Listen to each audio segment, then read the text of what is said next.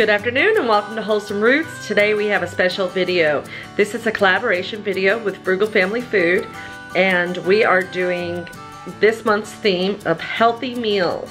For those of you that don't know, I was nominated and voted to be the Frugal Family Foodie of the Year for 2018. The Frugal Family Food group was started by Amanda at the Fundamental Home. The Frugal Family community group on Facebook has over 100,000 members, and it's a place where you can get lots of great ideas of how to live more frugally with your food. This month started out with Life in Farmland with their recipe for Whole30. Then it was one mom, two girls, two boys, 8 in all, and they had a wonderful keto recipe. And then our wonderful Amanda at the Fundamental Home had a vegan recipe. So this week, I'm going to be showing you a gluten-free AIP approved recipe. AIP is autoimmune protocol. I suffer from Hashimoto's disease, so I have to be careful what I put into my body to make sure that it doesn't react and cause inflammation. So everything in this recipe is going to be helpful for me and my family, and it's also healthy and nutritious. I will be including links in the description to the Facebook group, also the playlist to all of these videos and the collaboration so far, and any other relevant links I can think of along the way. So today I'm going to be preparing for you a roasted root veggies with rabbit. Rabbit is a very healthy lean meat. It is also very sustainable and affordable. The reason why this recipe is frugal is because we're using things that are in season and items that could be either grown on your homestead or bartered for. So we don't raise our own rabbits here, but we were able to trade with some other homestead friends of ours. We gave them some of our goats, and they've been giving us some pork and rabbit meat, and it's been a very, very wonderful blessing. So I encourage you to look around you at other homesteaders raising things that you don't raise on your homestead and see if it's something that you can barter for, because it's really worked out nice for us. You can use rabbit that has been harvested from a farm or wild rabbit in this recipe. Either or would be a wonderful frugal way to feed your family. I really like to encourage how important seasonal eating is. So the idea behind seasonal eating is that if you eat things that are in season, it's actually what your body is needing at that time of the year. It's also much more affordable. You can get turnips, carrots, and onions at this time of year pretty cheap at farmers markets or at the grocery store. So don't limit yourself. You can add other root veggies if you choose. Those are the three we're going to be using today because that's what we have. It's really important when you're living this frugal, budgeted lifestyle for your food to make sure that you use what's the most easily available and that you can find locally. So make sure that you look at those as options as well. So you take about 4 to 6 turnips, depending on their size, and you chop them into bite-sized pieces. You take 3 to 4 large carrots or a small bag of baby cut carrots if you're at the grocery store, and that's what you have.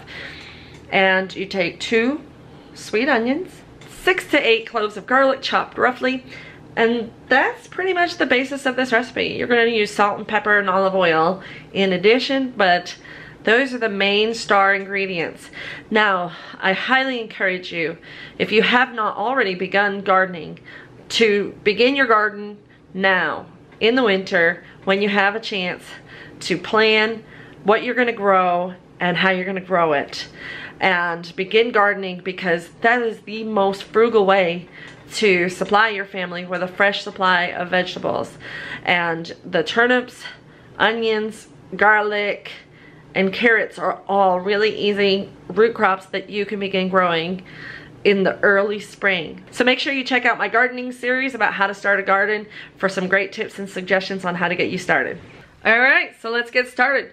First step we're going to do is we're going to cut all of our root veggies into bite-sized pieces. Then we're going to pan sear our rabbit to help seal in the juices and make it be a very delicious roast at the end of the day. Alright, so we're going to heat up the pan with olive oil, and then we're going to get it really hot. Cast iron is preferred.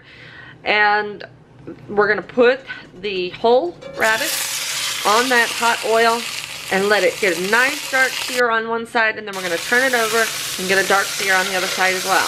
So when you're done pan searing your rabbit or rabbits, depending on how many you're making, our family eats pretty hefty these days, so I have to make 2 and lots of veggies to go with it as well. So once you're done pan searing them, you coat them with salt and pepper, and I like to use crushed bay leaves and maybe even some garlic powder. Even though I'm going to use the fresh garlic too, I just use a lot of garlic powder. And coat them well, and then take your veggies and put some pink Himalayan salt, some cracked black pepper, and some olive oil, and then toss them to make sure everything's coated well, and then just dump those veggies right over the rabbits in your deep pan. So I recommend doing this in a cast iron pan preferably, and a Dutch oven is perfect for this. So using a Dutch oven or a deep cast iron pan with a lid works perfectly.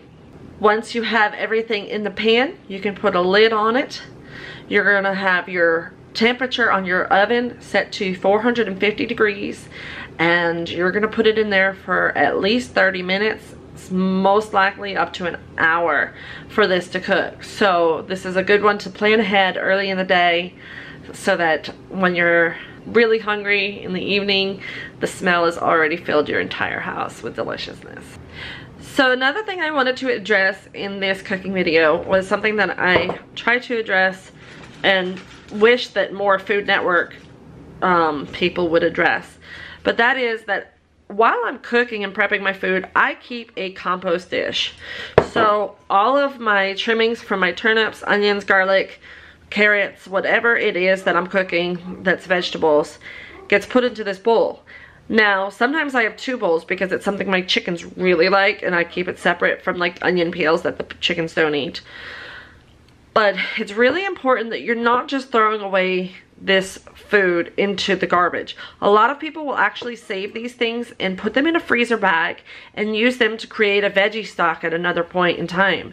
That is actually a really frugal way to make your own stock. Also, you can put this into your compost to create a nice healthy soil for your garden, or you could feed it to your chickens or other animals that you might have that would eat them.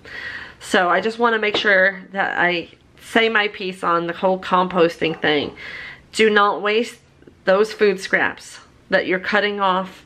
Even your onion skin can be used in a broth if you're not going to use it in a compost. So keep that in mind when you're preparing your meals for your family. And plus, there's a huge side effect bonus.